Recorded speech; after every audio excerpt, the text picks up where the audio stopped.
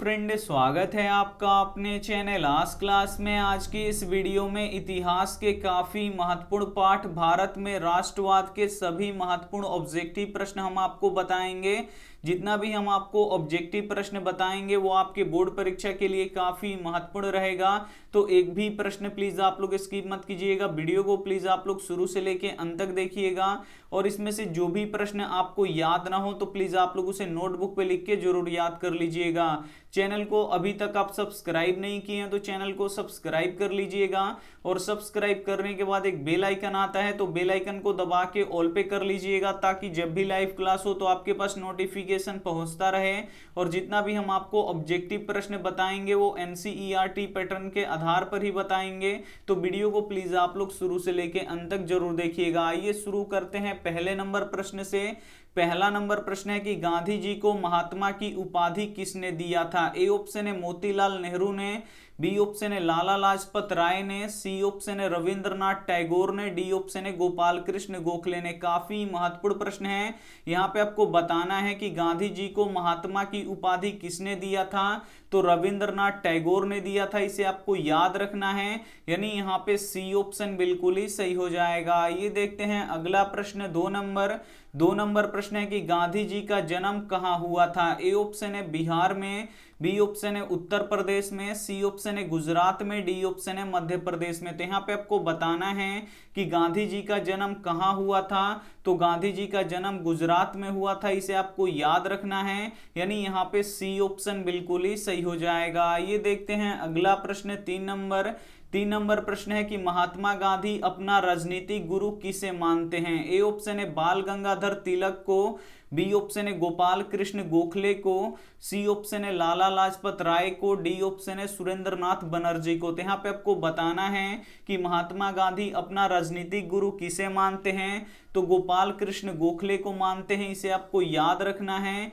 यानी यहाँ पे बी ऑप्शन बिल्कुल ही सही हो जाएगा। ये देखते हैं अगला प्रश्न, चार नंबर प्रश्न है कि महात्मा गांधी दक्षिण अफ्रीका से भारत कब आए। ए ऑप्शन है 1913 में, बी ऑप्शन है 1919 में, सी ऑप्शन है 1915 में, डी ऑप्शन है 1921 में। तो यहाँ पे आपको बताना है कि महात्मा गांधी दक्षिण अफ्रीका से भारत कब आए। तो महात्मा गांधी दक्षिण अफ्रीका से भारत 1915 ईस्वी में आए, इसे आपको याद रखना है। यानी यहाँ पे सी ऑप्शन बिल्कुल ही सही हो जाएगा। ये देखते हैं अगला प्रश्न, पांच नंबर प्रश्न है कि गांधी जी ने साबरमती आश्रम की स्थापना कब किए थे। ए ऑप्शन है 1890 में, बी ऑप्शन है 1892 में, सी ऑप्शन है 1915 में, डी ऑप्शन है 1916 में। तो यहाँ पे आपको बताना है कि गांधी जी ने साबरमती आश्रम की स्थापना कब किए थे। तो 1916 में किए थे, इसे आपको याद रखना है। यानी यहाँ पे डी ऑप्शन बिल्कुल ही सही हो जाएगा। काफी महत्वपूर्ण प्रश्न है, तो एक भी प्रश्न प्लीज आप लोग स्किप मत कीजिएगा। वीडियो को प्लीज आप लोग शुरू से लेके अंत तक देखिएगा। और इसमें से जो भी प्रश्न आपको याद ना हो तो प्लीज आप लोग उसे नोटबुक पे लिख के जरूर याद कर लीजिएगा। वीडियो को लाइक नहीं किए हैं तो प्लीज आप लोग वीडियो को लाइक भी कर दीजिएगा। ये देखते हैं अगला प्रश्न, 6 नंबर प्रश्न है कि गांधी जी ने दांडी यात्रा कब आरंभ किए थे। ए ऑप्शन है 12 जनवरी 1930 को, बी ऑप्शन है 12 फरवरी 1930 को, डी यहाँ पे सी ऑप्शन है 12 मार्च 1930 को, डी ऑप्शन है 12 अप्रैल 1930 को। तो यहाँ पे आपको बताना है कि गांधी जी ने दांडी यात्रा कब आरंभ किए थे। तो 12 मार्च 1930 को किए थे, इसे आपको याद रखना है। यानी यहाँ पे सी ऑप्शन बिल्कुल ही सही हो जाएगा। ये देखते हैं अगला प्रश्न, 7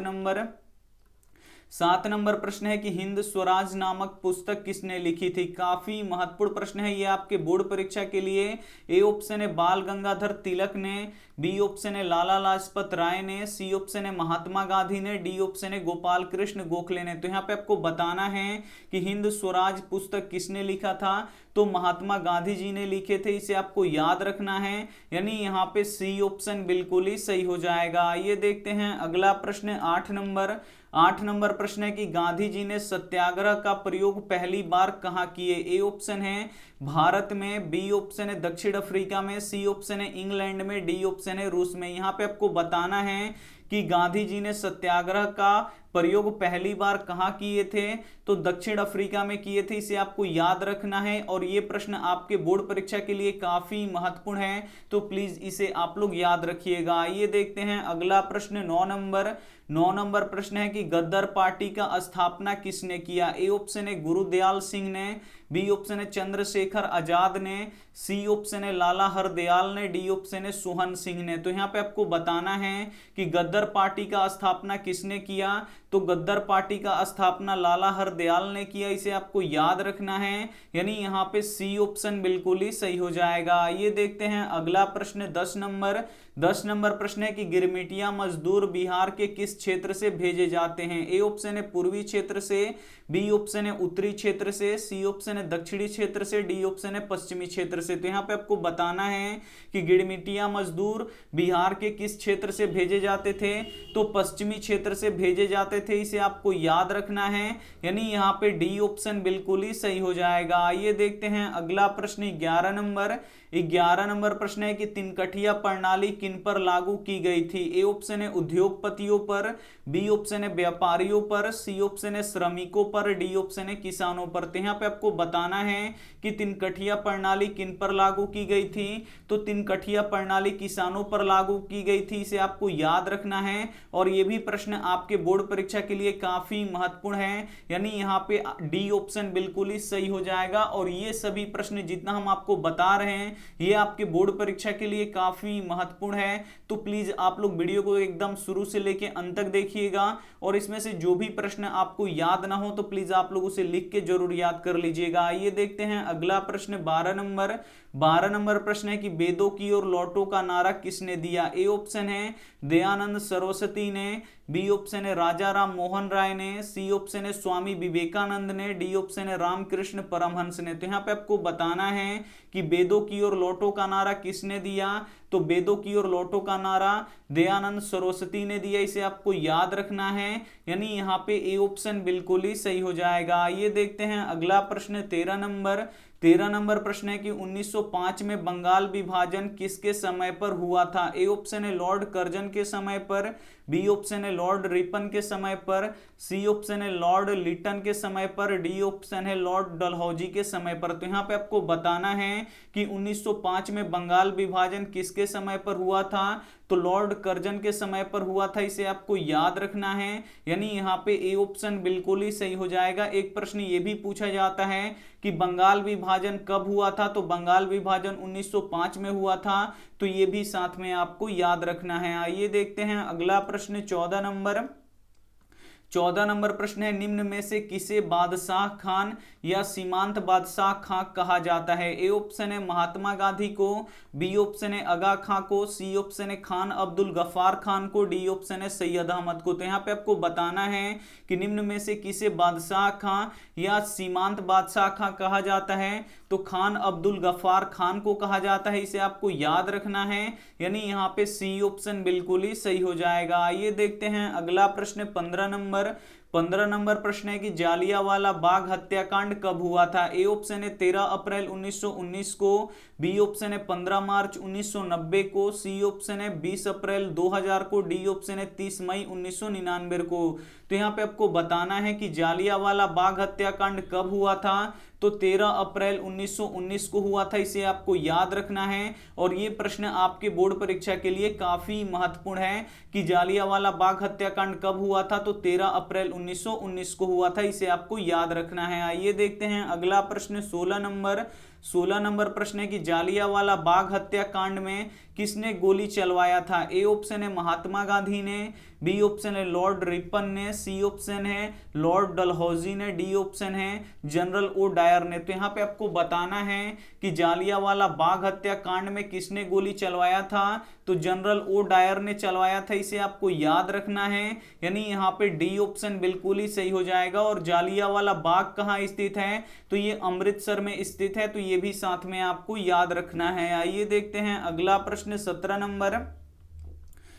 नंबर प्रश्न है कि दलित वर्ग एसोसिएशन की स्थापना किसने की थी। ए ऑप्शन है पंडित नेहरू ने, बी ऑप्शन है गांधी जी ने, सी ऑप्शन है अंबेडकर ने, डी ऑप्शन है कोई नहीं। तो यहाँ पे आपको बताना है कि दलित वर्ग एसोसिएशन की स्थापना किसने किया था, तो अंबेडकर ने किया था, इसे आपको याद रखना है, यानी यहाँ पे सी ऑप्शन बिल्कुल ही सही हो जाएगा। ये देखते हैं अगला प्रश्न 18 नंबर प्रश्न है कि ब्रह्म समाज की स्थापना किसने किया। ए ऑप्शन है सुरेंद्रनाथ बनर्जी ने, बी ऑप्शन है बाल गंगाधर तिलक ने, सी ऑप्शन है राजा राम मोहन राय ने, डी ऑप्शन है बिपिन चंद्र पाल ने। तो यहाँ पे आपको बताना है कि ब्रह्म समाज की स्थापना किसने किया था, तो राजा राम मोहन राय ने किया था, इसे आपको याद रखना है, यानी यहाँ पे सी ऑप्शन बिल्कुल ही सही हो जाएगा। ये देखते हैं अगला प्रश्न 19 नंबर प्रश्न है कि पूर्ण स्वराज की मांग कांग्रेस के किस अधिवेशन में किया गया। ए ऑप्शन है लाहौर अधिवेशन में, बी ऑप्शन है कराची अधिवेशन में, सी ऑप्शन है कलकत्ता अधिवेशन में, डी ऑप्शन है बेलगांव अधिवेशन में।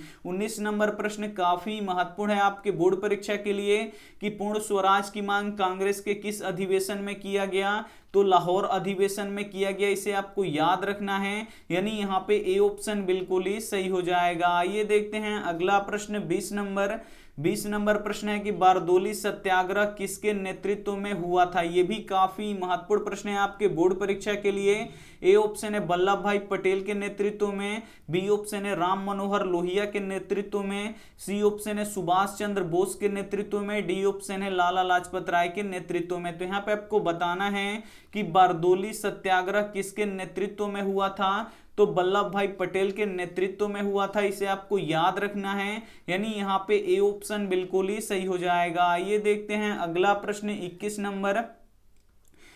नंबर प्रश्न है कि वल्लभ भाई पटेल को सरदार की उपाधि किस किसान आंदोलन के दौरान दी गई। ये भी काफी महत्वपूर्ण प्रश्न है आपके बोर्ड परीक्षा के लिए कि वल्लभ भाई पटेल को सरदार की उपाधि किस किसान आंदोलन के दौरान दी गई। ए ऑप्शन है बारदोली किसान आंदोलन, बी ऑप्शन है अहमदाबाद किसान आंदोलन, सी ऑप्शन है खेड़ा किसान आंदोलन, डी ऑप्शन है चंपारण किसान आंदोलन। तो यहाँ पे आपको बताना है कि वल्लभ भाई पटेल को सरदार की उपाधि किस किसान आंदोलन के दौरान दी गई, तो बारदोली किसान आंदोलन के दौरान दी गई, क्योंकि जो बारदोली किसान आंदोलन था इसका नेतृत्व किसने किया था, तो वल्लभ भाई पटेल ने किया था, इसीलिए वहां की जो औरतें थी वो वल्लभ भाई पटेल को सरदार की उपाधि दे दी, यानी यहाँ पे ए ऑप्शन बिल्कुल ही सही हो जाएगा। ये देखते हैं अगला प्रश्न 22 नंबर प्रश्न है कि रंपा विद्रोह कब हुआ था। ए ऑप्शन है 1916 में, बी ऑप्शन है 1918 में, सी ऑप्शन है 1920 में, डी ऑप्शन है 1922 में।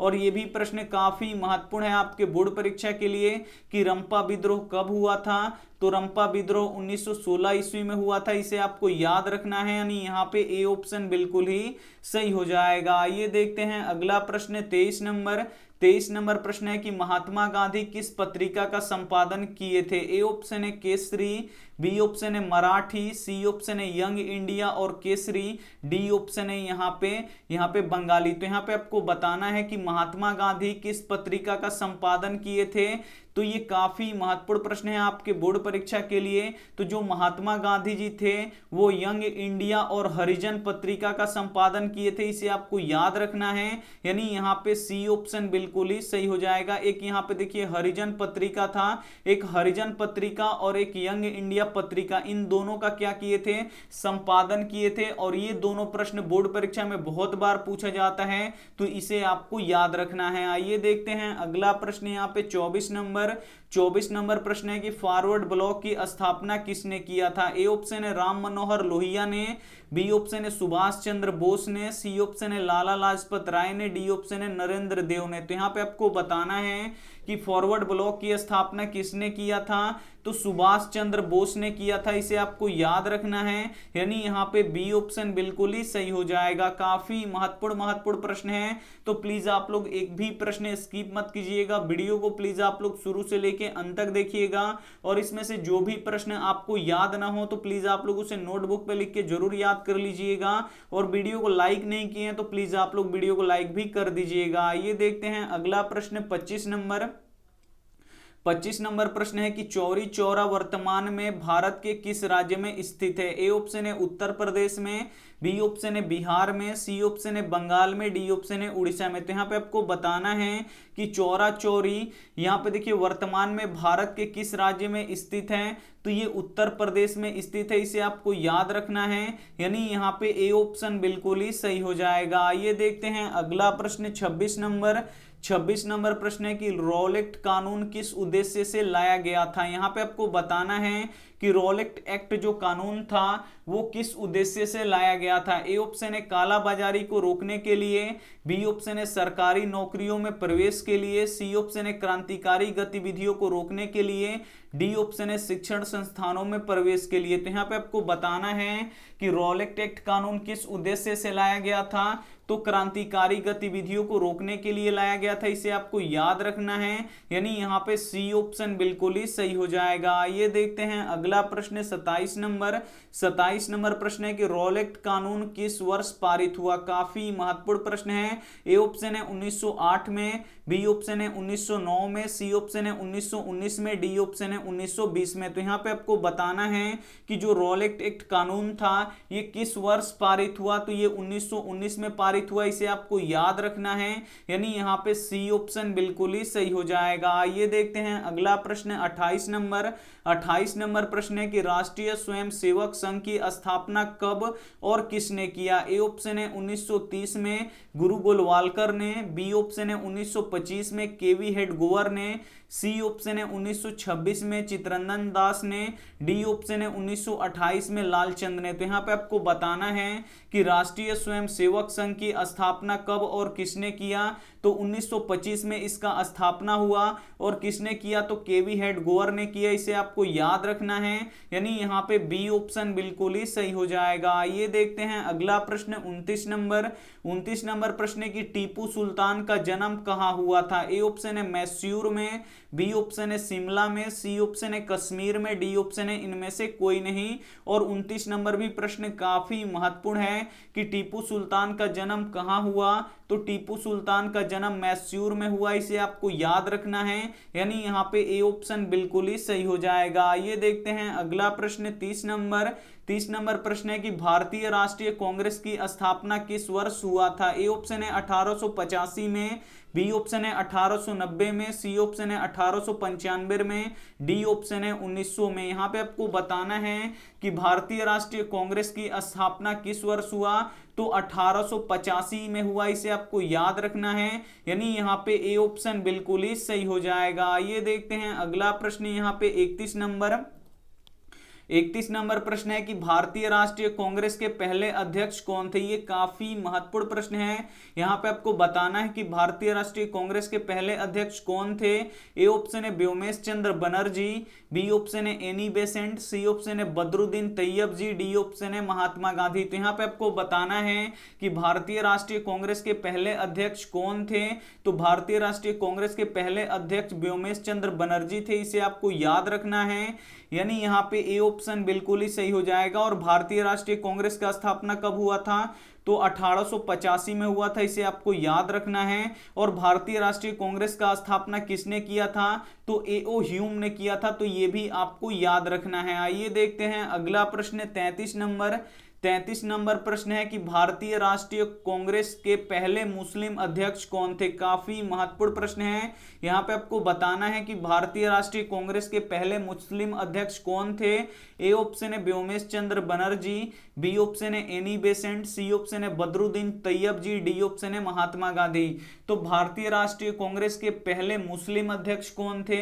तो बदरुद्दीन तैयब जी थे, इसे आपको याद रखना है, यानी यहाँ पे सी ऑप्शन बिल्कुल ही सही हो जाएगा। आइए देखते हैं अगला प्रश्न 34 नंबर प्रश्न है कि भारतीय राष्ट्रीय कांग्रेस के पहली महिला यहाँ पे अध्यक्ष कौन थी? ये आपको बताना है। ए ऑप्शन है व्योमेश चंद्र बनर्जी, बी ऑप्शन है एनी बेसेंट, सी ऑप्शन है बदरुद्दीन तैयब जी, डी ऑप्शन है महात्मा गांधी। तो यहाँ पे आपको बताना है कि भारतीय राष्ट्रीय कांग्रेस के पहली महिला अध्यक्ष कौन थी? तो एनी बेसेंट थी, इसे आपको याद रखना है, यानी यहाँ पे बी ऑप्शन बिल्कुल ही सही हो जाएगा। ये देखते हैं अगला प्रश्न 35 35 नंबर प्रश्न है कि साइमन कमीशन किस वर्ष भारत में आया? काफी महत्वपूर्ण प्रश्न है। ए ऑप्शन है 1919 में, बी ऑप्शन है 1927 में, सी ऑप्शन है 1928 में, डी ऑप्शन है 1930 में। तो यहाँ पे आपको बताना है कि साइमन कमीशन किस वर्ष भारत आया।